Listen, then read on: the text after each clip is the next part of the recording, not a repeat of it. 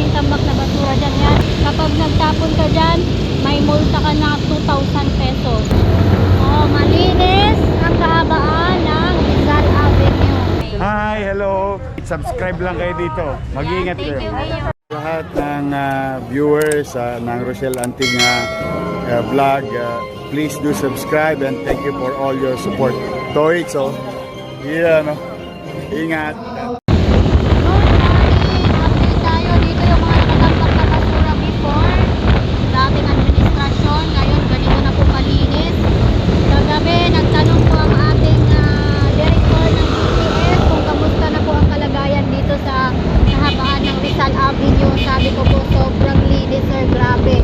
Sabi niya, yes, dahil meron na tayong bagong gobyerno na may malasakit at mabilis kumilos. So ayan, tingnan nyo naman po, habang nakamotor tayo, kitang-kita yun po yung kalinisan. At samahan nyo ako hanggang matapos itong video para makita nyo po yung mga kalinisan. So mayroon man tayong mga makikita dyan, hindi na po katulad talaga dati na napakadugyot at ginawa pong ginawang dump site itong natin, yung kalsada.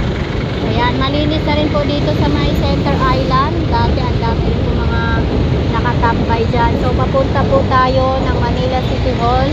Mag-a-update po tayo sa araw na ito, July 9, 2025. Grabe, 9 days na pong nakaupo ang ating Yorme, pero grabe po ang kanyang trabaho. Tuloy-tuloy po, 24/7 may gobyerno na talaga at bilis kilos. Yan po ang tunay na ama ng lungsod ng Maynila. So good morning everyone, shout out po sa mga nanonood palagi sa ating mga video, sa mga nag-like, nag-share at nag-subscribe. Hello po sa inyong lahat, lalo na po sa ating mga viewers na mga OFW, immigrant viewers.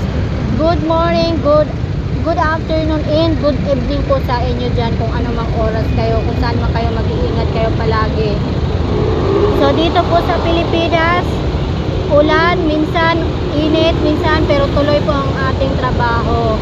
So lagi po ako mag-update sa inyo yung mga kaganapan po dito sa lungsod ng Maynila. So kagabi kasama natin si Yorme na bumisita po sa Jose Abad Santos General Hospital sa Binondo. Yun, tuwang-tuwa po yung mga tao doon dahil bigla daw silang nagkaroon ng aircon at malamig na. Grabe, no? Tapos nung Monday, nag-flag raising ceremony tayo. Grabe, ang bilis talaga ng mga nagmamahal kay Yorme. Meron agad nagbigay ng donation na 2 motorcycle para po magamit sa ating MTPP or motorcycle unit. Yan, saludo po sa mga nagbigay po ng donasyon kay Yorme. Ayan, saludo po. Malinis na talaga dito, oh. Ayan, samahan ninyo ako sa aking video. Sana wala na po mga tulog dito na nagtutuloy dito sa Center Island. Kasi nung nakaraan, meron tayong makitang umihi dyan. Yan, oh, may ginawa na naman basura doon. So yan, hindi na katulad dati talagang napakadugyot. Yung nakaraan nakita nyo ang daming tambak na basura dyan. Yan, may nakalagay na bawal magtapon ng basura. Kapag nagtapon ka dyan, may multa ka na 2,000 pesos, diba? Kaya ayan, saludo po sa ating Lionel Waste Management na talaga namang mabilis kumilos din po maghakot ng mga basura. O, dito ang daming basura before. Ngayon, ito na po yung bagong mukha ng kahabaan ng Rizal Avenue. So, nandito na tayo ngayon sa Pampanga Street. Ang next niya, yata nito is Cavite Street. Grabe din po yung mga tambak na basura nung nakarang buwan, June. So, yan, papakita natin yung mga kaganapan dito. Grabe, kaya po binabaha ang ating kalsada kapag may bagyo kasi dahil po yan sa mga basura na hindi po tinatapon ng maayos. So walang disiplina yung mga nakaraan. Kaya ngayon may gobyerno na tayo na may malasakit. Kaya makikita po ninyo yung mga pagbabago at kaayusan po dito sa lungsod ng Maynila.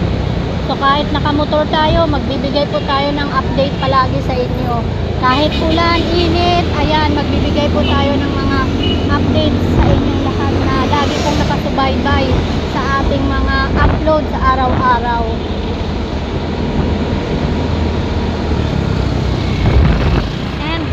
side na to, dito rin po maraming tambak na basura noon, nung nakaraang buwan. Pero dahil po na may gobyerno na tayo, mabilis na lang pong nahakot. Siyempre, may gobyerno na tayo at saludo din po sa mga naghakot ng basura. Ang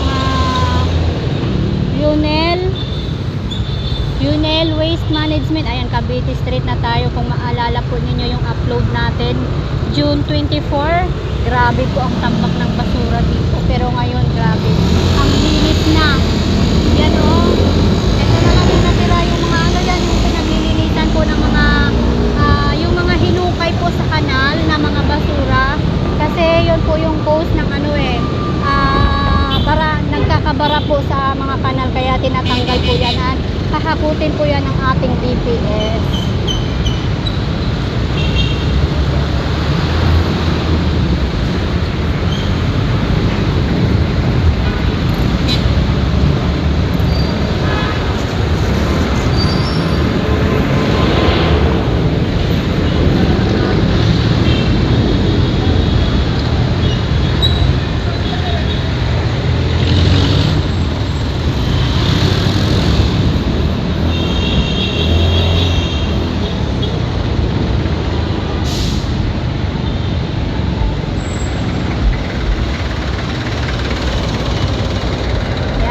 Napapansin ninyo, naka 6 minutes na tayo, 6 minutes na tayong nagdadaldalan dito. Ayan, nilinis na po yung mga ano dyan, yung mga baradong kanal.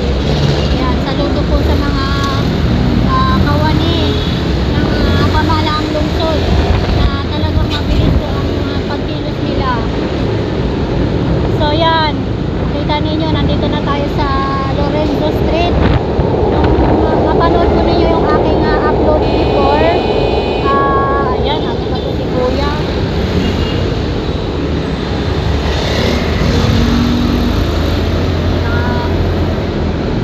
Tawag dito, nawala tuloy ako. Oh, malinis ang kahabaan ng Rizal Avenue. Yusico Street na tayo. Bawat kanto before may mga tambak na basura. Grabe, diba? So, nakikita nyo kaagad. Sabi nga po ni Vice Chi Atienza noong flag raising ceremony, 5 days pa lang naayos na muli ang Maynila. Ganon kabilis kumilos ang ating gobyerno. Makikita nyo talaga. Kahit kayo po, ano pong masasabi ninyo, pwede po kayong mag-comments dyan. Kung napanood po ninyo itong ating video, ayan, saludo po sa nag-flashing sa kanyang harapan. Kung nakikita po ninyo itong ating video, pwede po kayo mag-comment or mag-react anong masasabi ninyo. Ayan, grabe, 'di ba?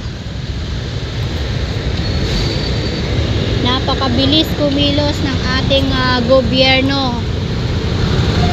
Kagabi rin po, nag-lightning din po ang ating Yorme sa mga madilim na daanan like Santa Mesa, sa Nagtahan, yun. Doon po si Yorme, hindi lang natin nahabol ang ating Yorme. Yan, update ko lang din po kayo dito sa may Jollibee ng Tayuman. Nirenovate po siya. Yan, sa mga hindi pa po nakaalam.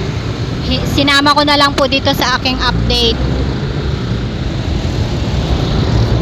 So, dito naman sa kabila, yung mga halaman natin, medyo kalbo-kalbo na yan dahil marami pong mga dwellers kasi na tumatambay dyan at tinutulugan. So ngayon po, meron na po tayong patakaran na yung mga dwellers na yan ay hinuhuli na po yan ng MDSW at para ilagay po sila sa maayos kasi bawal po ang pasaway dito sa Maynila.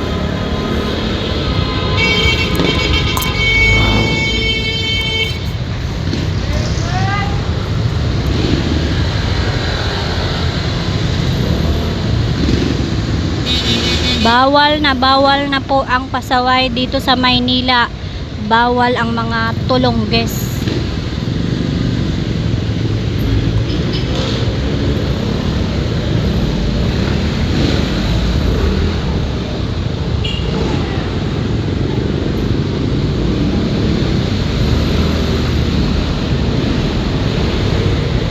Yan ang mga i-share ko lang din po sa inyo yung mga nag-aalaga po ng ating mga halaman. Sila po yung PDO or Parks Development Office Manila. Saludo po sa kanila.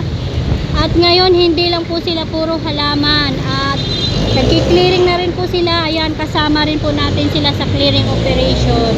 Saludo po sa lahat ng mga ayan, nakasalubong natin yung DPS. Iwan ko kung sila yung warrior. Sila po yung mga naglilinis palagi sa mga kalsada ng mga marurumi. Saludo din sa mga DPS headed by Sir Kenneth Amorao, nakasama natin kagabi. And sa Parks Development Office headed by Sir Mark Delfin. Ayan. Anong street na tayo? Quiricada Street na tayo. Grabe. Naalala ko na naman itong Quiricada. Ang dami pong basura.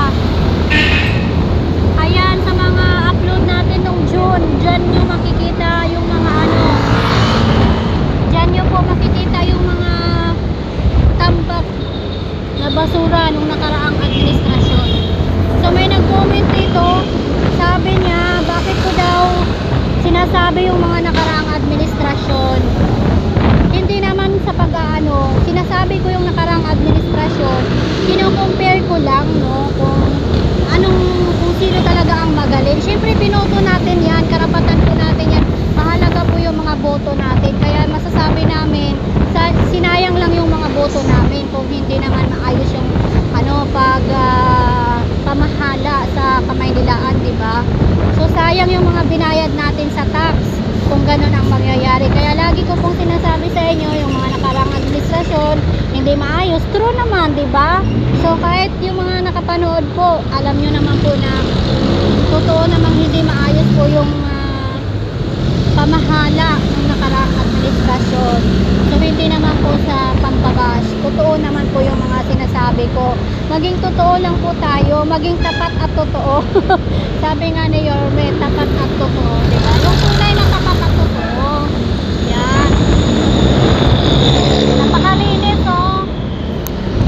O, di ba? Panoorin nyo to hanggang matapos kasi para makita ninyo kung gaano kalinis. Wala nang mga tambak na basura dyan.